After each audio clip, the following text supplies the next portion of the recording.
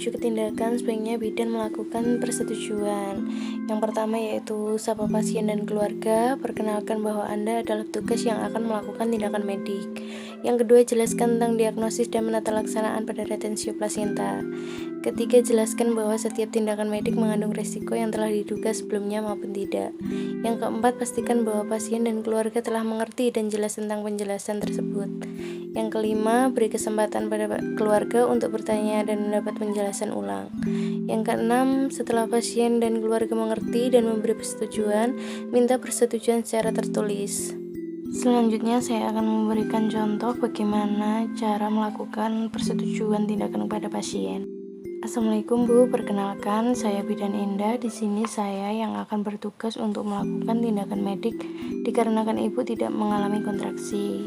Sebelum saya melakukan tindakan, saya ingin memberitahu bahwa setiap tindakan medik itu pasti ada risikonya baik terduga maupun tidak. Bagaimana? Apakah sudah jelas dengan apa yang saya sampaikan? Jika belum, silahkan bertanya. Jika sudah paham, saya akan memberikan lembar persetujuan bahwa Ibu dan keluarga bersedia untuk dilakukan tindakan medik. Pastikan infus sudah terpasang, perut dan lipat paha sudah dibersihkan dengan air desinfektan, pasien dalam posisi litotomi.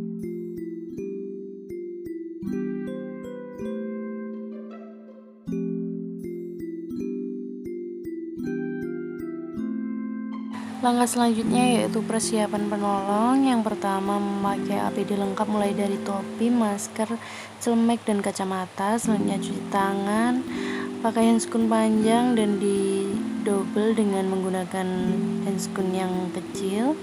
Jika semuanya sudah siap, maka dilanjutkan untuk penata laksanaan atau nioteri. Dalam tindakan mengosongkan kandung kemih, jika Ibu masih kuat, maka anjurkan Ibu untuk PAK terlebih dahulu. Tetapi jika sudah tidak, maka bidan wajib memasang kateter. Yang kedua, memastikan bahwa perdarahan disebabkan oleh atonioteri. Ketiga, pastikan tetesan infus berisi oksitosin 20 unit berjalan dengan baik. Tambahkan misoprostol apabila kontraksi uterus kurang memadai. Yang pertama, penolong berdiri menghadap sisi kanan Ibu. Tekan ujung jari telunjuk tengah dan jari manis satu tangan di antara simfisis pubis dan umbilikus pada korpus depan bawah sehingga fundus uteri naik ke arah dinding abdomen. Letakkan sejauh mungkin telapak tangan lain di korpus uteri bagian belakang dan dorong uterus ke arah korpus depan. Geser perlahan-lahan ujung ketiga jari tangan pertama ke arah fundus sehingga telapak tangan dapat menekan korpus uteri bagian depan. Lakukan kompresi korpus uteri dengan jalan menekan dinding belakang dan dinding depan uterus dengan telapak tangan kiri dan kanan. Perhatikan perdarahan per vaginam. Bila perdarahan berhenti, pertahankan posisi tersebut hingga uterus dapat berkontraksi dengan baik. Jika teknik KBE belum berhasil, maka lanjut ke KB. Selanjutnya adalah teknik KBI atau kompresi bimanual internal. Yang pertama, penolong berdiri di depan vulva, pakai sarung tangan steril atau desinfektan, basahi tangan kanan dengan larutan antiseptik dengan ibu jari dan telunjuk, sisihkan kedua labium maius lateral.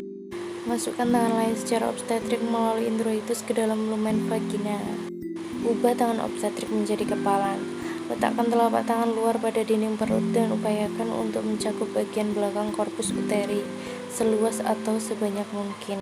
Lakukan kompresi uterus dengan cara mendekatkan telapak tangan luar dengan kepalan tangan dalam pada fornix anterior. Bila perdarahan berhenti, pertahankan posisi demikian hingga kontraksi uterus membaik. Jika tidak, maka lakukan teknik KAA. Sebelum menuju ke KAA, maka ganti sarung tangan terlebih dahulu dan sarung tangan yang dipakai untuk KBI tadi dicelupkan di larutan klorin. KAA atau kompresi aorta abdominalis. Caranya, baringkan Ibu di atas ranjang, penolong menghadap sisi kanan pasien. Atur posisi penolong sehingga pasien berada pada ketinggian yang sama dengan pinggul penolong. Tungkai diletakkan pada dasar yang rata. Raba pulsasi arteri femoralis dengan meletakkan ujung jari telunjuk dan tengah tangan kanan pada lipat paha. Setelah pulsasi arteri dikenali, jangan pindahkan kedua ujung jari titik pulsasi tersebut. Kepalkan tangan kiri, tekankan bagian punggung jari telunjuk, tengah manis dan kelingking pada umbilikus ke arah kolumna vertebralis. Selanjutnya, perhatikan perdarahan. Jika masih terjadi, maka lakukan KBI ulang. Berikut merupakan hal-hal yang harus diperhatikan oleh bidan. Selanjutnya ada tampon kondom kateter. Sebelum ke tindakan pemasangan, siapkan kondom kateter terlebih dahulu. Kira-kira bentuknya seperti yang ada dalam video.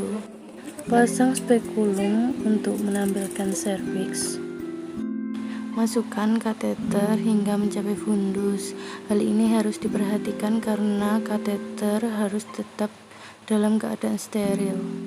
Isi kondom dengan air desinfektan hingga 200 ml, kemudian tahan suprasimbisis untuk mencegah kondom berpindah dari fundus. Sebelum melepas spekulum, pastikan bahwa kateter sudah terpasang dengan benar. Selanjutnya, lepas spekulum, lalu lakukan fiksasi pada paha ibu. Nah, untuk melepas kateter sendiri itu kita menggunakan spet, lalu pasang di ujung kateter, ambil atau keluarkan air dari dalam kateter sampai habis. Selanjutnya kita keluarkan perlahan kateter. Yang terakhir yaitu pencegahan infeksi pasca tindakan. Perhatikan tanda-tanda vital, perdarahan dan kontraksi uterus setiap 10 menit dalam 2 jam pertama. Tuliskan instruksi perawatan lanjutan, buat catatan kondisi pasien dan pemantauan pasca tindakan. Jelaskan pada yang merawat tentang pengobatan yang diberikan, jadwal pemantauan, dan gejala-gejala yang harus diwaspadai. Terima kasih telah menonton video saya, semoga bermanfaat. Bila ada kurang lebihnya saya mohon maaf. Wassalamualaikum warahmatullahi wabarakatuh.